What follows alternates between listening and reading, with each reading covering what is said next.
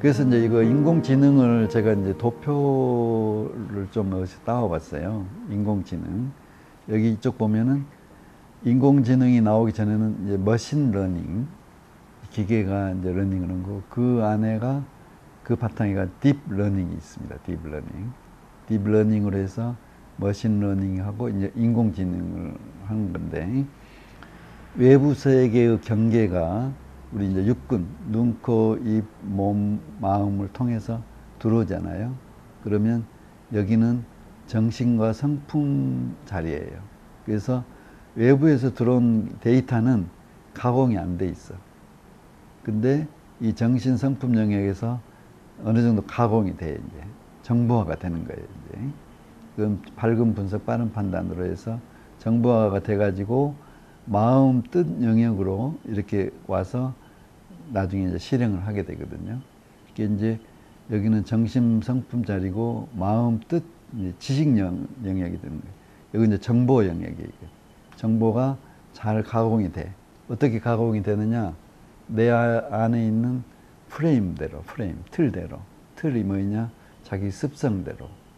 그 습성을 잘 해놔야지 가공이 잘 돼가지고 이 마음 공부도 잘하고 생각도 잘하게 되는 거예요.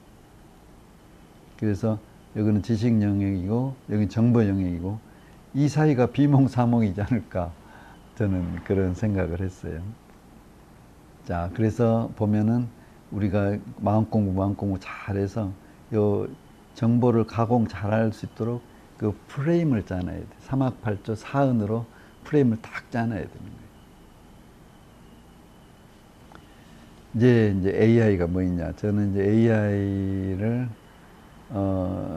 우리나라로 한번 생각을 해봤고 다음에는 우리 개인으로 생각을 해봤거든요. AI는 결국 뭘 갖고 있냐면 데이터를 갖고 있어요. 그래서 내가 이렇게 붙여봐요. 데이터를 먹고 산다. 그래서 이건 이제 다른 책에서 본 건데 한국이 AI의 세계의 실험실이 돼요.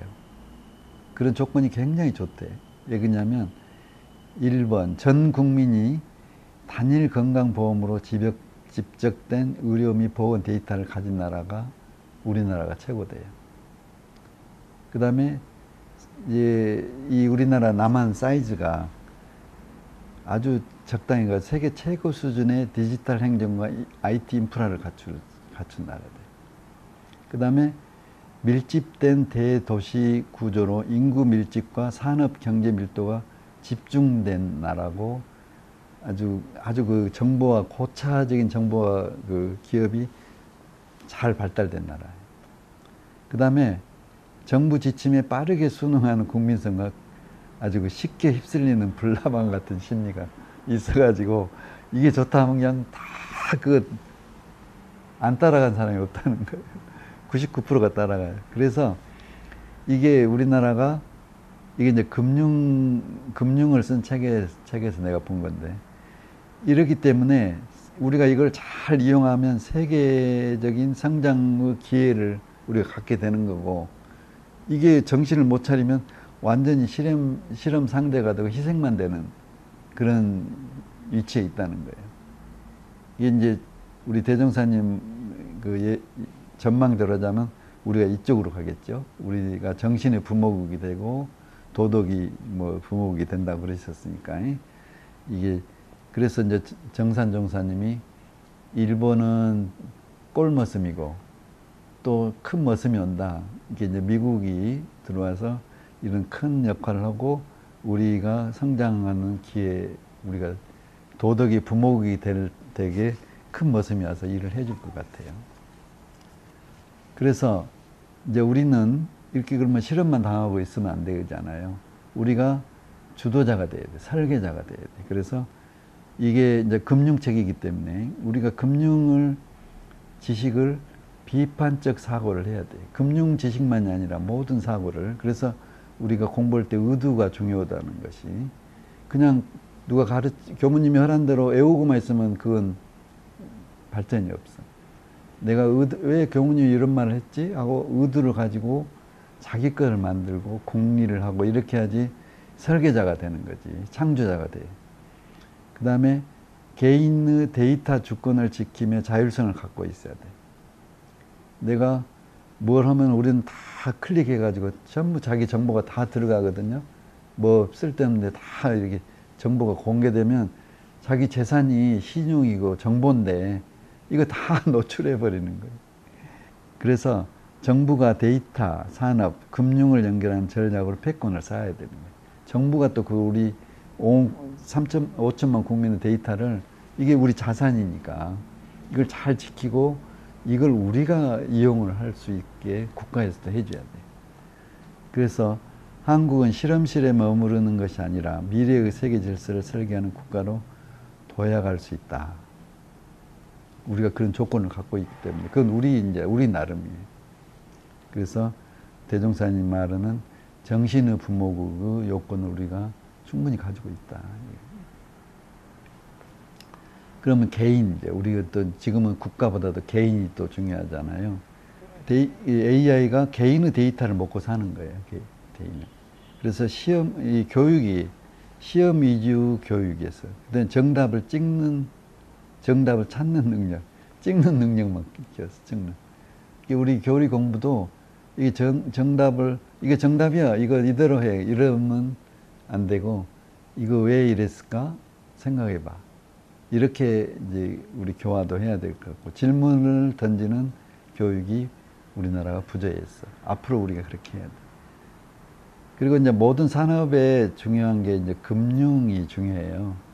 지금은 어떻게 됐든지 그렇게 됐든지 하여튼 금융 지식이 없으면 모든 방면에서 소위 의학도 의료도 금융이 모르면 이게 잘 안 되거든요. 그래서 금융 지식이 부족. 물론 이 책은 이제 금융에 대한 책이어서 그런데 부동산 주식 같은 것도 단편 누가 소문 듣고 해. 막 소문 듣고. 그러면 안 되고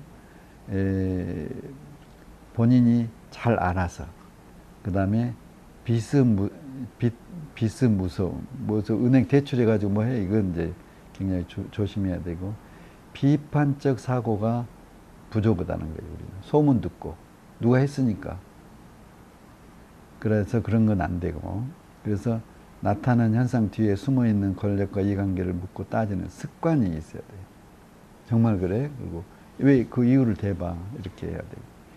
그 데이터 주권의 의식이 부족해요. 자기가 가지고 있는 데이터, 습성 이런 게 굉장히 중요한 자산이 돼 있는데 그 개념이 우리가 지금 없다는 거죠.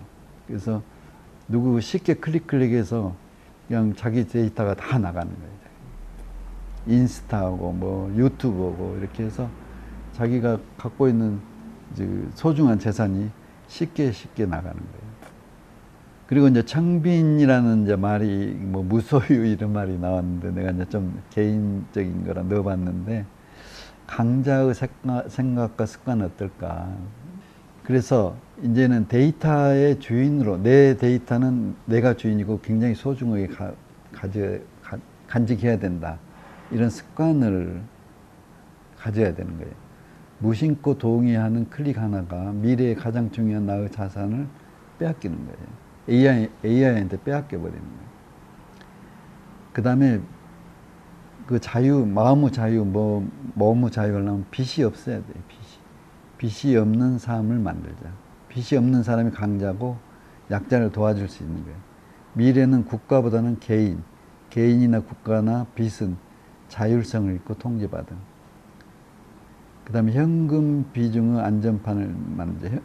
금융 중에서 현금이 있어야 된다는 이런 거고 세상은 언제나 돌고 돌아 위기 뒤 세상을 장악하는 건 항상 현금을 가진 소수. 이건 이제 우리 종교단체락에서 나 현금 없어도 돼. 이건 아닐 것 같아요. 그 다음에 변화의 파이프라인을 먼저 학습해야 된다. 종목이 아니라 거시 경제의 이면의 이해 흐름, 관계 흐름. 보건, 데이터, AI, 핀테크. 핀테크는 이제 그 과학하고 인터넷 합해진 거죠. 식량과 에너지는 하나. 이런 이제 세계의 그 산업의 흐름을 알아야 돼요. 어느 정도는 알아야 돼요. 나도 AI 전문적으로 물어보면 나도 AI 모르죠. 그러나 AI는 이렇구나 이렇게 알아야지. 나는 의사니까 다른 건 몰라도 돼. 나는 뭐 성직자니까 몰랐어. 이거가 안 된다는 거죠. 그러면 새 세상의 AI 시대의 직업을 네 가지로 구분을 해봤어요. 우리 그 12이해로 나눈 것 같이 이쪽은 Y쪽은 강력한 공감력. 여러 사람이 그 공감을 해. 협업을 할 수 있는 거. 이제 이건 제일 반대. 혼자. 공감력이 없어. 그냥 혼자 하는 거. 그 다음에 이쪽은 전략적이고 창의력이 있는 것이고, 이쪽은 이제 우리 12회에서는 얘가 이고 얘가 해였는데, 이 최적화는 나 지금까지 이렇게 이대로 잘 살아왔어. 그러니까 난 이대로 살면 돼. 이 사람, 이거예요, 최적화. 여기 이제 소위 우리가 모르면 상근기죠. 상근기에서는 사람은 일을 조금만 해. 그리고 많은 일은 AI가 AI를 이용하는 사람이야. 그 다음에 여기는 AI는 일을 조금 하고 사람이 일을 더 많이 하는 거예요. 그 다음에 여기는 사람이 하는 일 없어. AI가 하는 대로 따라가는 사람들이고, 여기는 사람과 AI가 비슷하게 같이 노동력으로 보는 거예요. 그러면 이런 사람들이 제일 상근기 있잖아요. 자기는 일 조금 하고 AI를 많이 부려먹는 사람. 그러면 직업이 무엇일까 하면은 이제 여기 보면 컨시어지라고, 소위 옛날 같으면 집사예요, 집사. 이 사람이 김상수 그 한 달이나 하루 일정이나 1년 계획을 다 짜줘가지고 이렇게 하세요. 이런 컨시어지. 그 다음에 이제 CEO, 큰 회사의 CEO, 경영자. 그 다음에 사회봉사, 마케터, 투자자. 이게 투자자 중요해요. 투자자가 아까 내가 주식 이야기를 했는데, 삼성전자 주식 하나만 사도 자기는 투자를 한 거라니까요. 자기 재산의 몇 프로가 투자자인지 그냥 소모 재산인지 이게 확실히 구분해서 아무리 적은 재산도 투자자가 될 수 있는 시대예요. 그 다음에 이제 변호사가 얘가 들어가 있더라고요. 변호사가.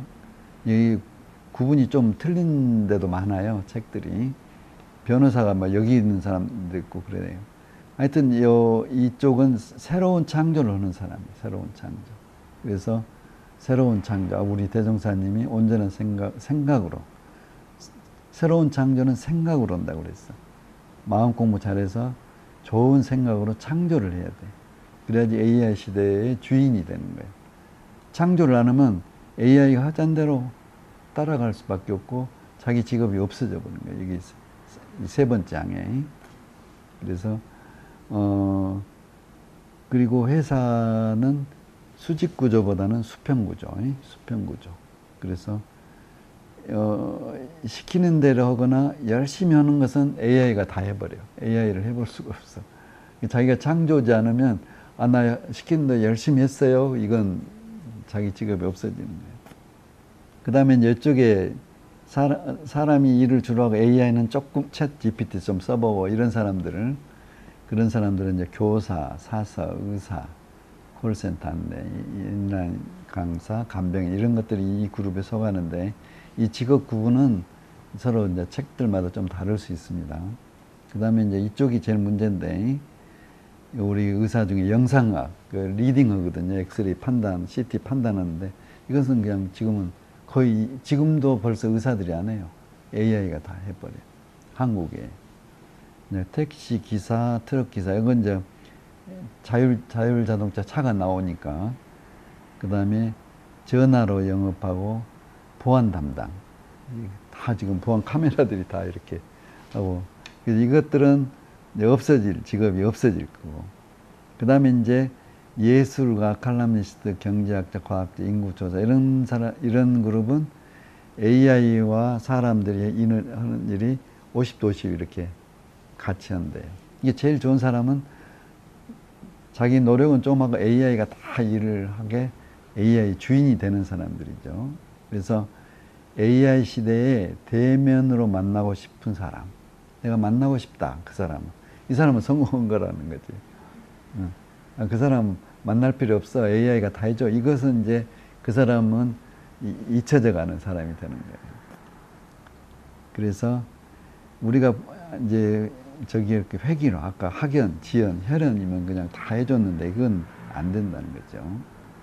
그래서 이제 개인화인데 개인화도 그 대산종부사 법문에 보면 지금은 이제 상독로 시대는 넘어갔다 그랬거든. 유아 독전 시대는 안 된다는 거예요. 유아 10초는 돼야지. 10인 1단. 이게 10사람이 합하면 자기가 하는 일이 사반 공배가 아니라 공 10배도 되고 이런 튀기는 시대니까 자기 혼자 독전하지 말고, 물론 독전을 해야지만 독전이 10개 만나서 크게 튀어라. 이제 이런 시대가 된 것 같고, 그래서 대종사님이 내놓는 뭐 10인 1단이라든지 이런 것은 전부 이제 세상에서 하는 거지, 대중을 모아놓고 막 연설을 하고 이것은 아니지 않느냐. 그 다음에 이제 맞춤업. 우리가 지금 맞춤업 했잖아요. 이전등기하고 목수가 먹물과 잣대를 얻은 격. 이런 것들이 대종사님이 말한 새 시대에 우리가 나를 창조하는 거죠. 나를 새롭게 창조해보고, 미래를 내 나음일은 내가 창조해보는 거예요. 그래서 그때 대뇌하고 그 12 내신경이 공정영지 광명을 얼마나 잘 발전시키느냐에 따라서 새로운 김상수가 탄생하는 거죠. 이제 그러면 AI 시대에 이제 이런 의학이 나왔어요. 결국은 우리 뇌인데 자뇌와 우뇌는 이야기 들어보셨죠? 우리가 생각을 하는데 자뇌와 우뇌의 역할이 좀 달라요. 오른쪽 방구는 아이디어를 창조해. 크리에이티비티, 창조. 이게 AI 시대에 맞는 창조를 오른쪽 우뇌에서 하는 거예요. 우뇌에서. 그리고 좌뇌에서는 이 아이디어를 만들어 놓으면 이것을 검증하는 거예요. 아날리시스. 근데 검증은 얼마든지 AI가 한다는 거죠. 그래서 AI 시대는 우측 뇌를 잘 개발하는 사람이 AI 시대에 잘 살아가는 거예요.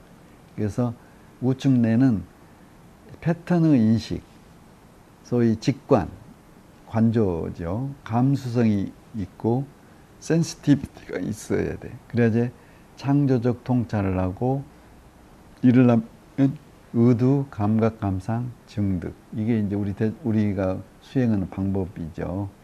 이것을 해서 우뇌를 잘 발전시키면 AI 시대에 우리가 대처를 하는 거예요.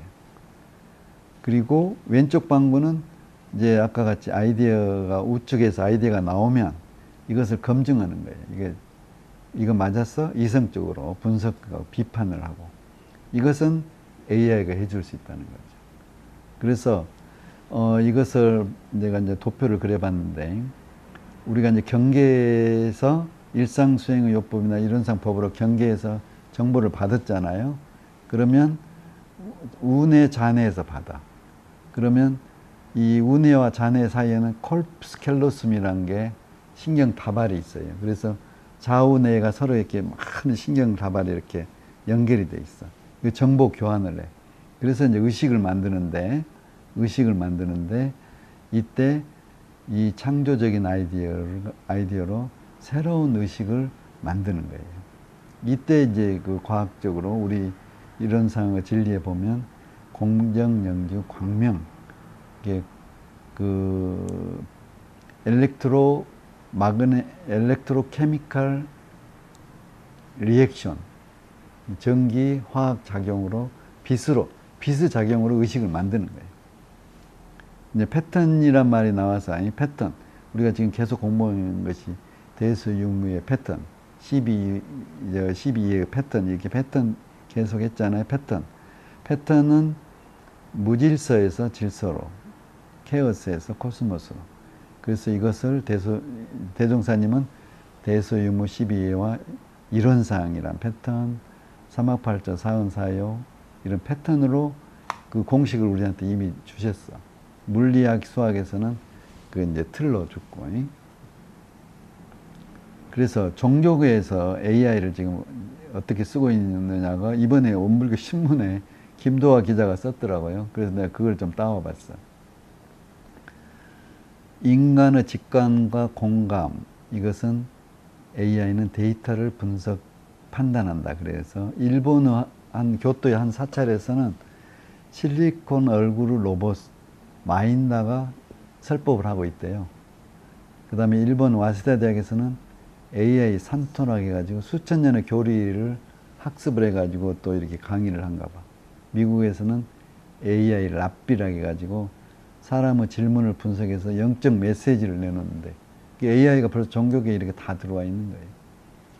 그 다음에 BBC에서는 신과 로봇 해가지고 AI는 종교를 대신하지는 못하지만 그 가르침을 확장하는 데 도움을 줄 수 있다. 이렇게 이제 결론을 해놨고, 물질 개벽 시대의 선형은 빠름보다도 발음, 효율보다도 의미, 정답보다는 깨달음을 향해 나아가야 할 것이다. 그리고 우리 원불교는 마음이 바뀌고 삶의 중심이 바로 서는 전환이 곧 이 시대의 개벽이다. 이 김도하 기자가 써놓은 것을 한번 내가 인용을 해봤어요.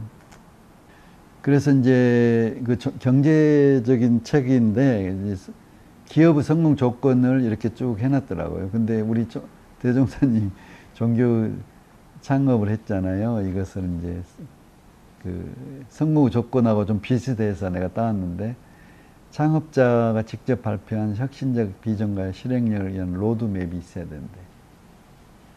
그 다음에 창업자가 모두 비웃던 아이디어를 꼭 성공으로 바꾼 경험이 있어야 되고, 창업자의 개인적 삶과 철학이 브랜드 이미지로 그대로 이어져야 돼서 이게 이제 기업의 조건인데, 우리 대종사님 세계 종교사의 유일하게 교주가 직접 정정 91쪽을 쓰셨잖아요.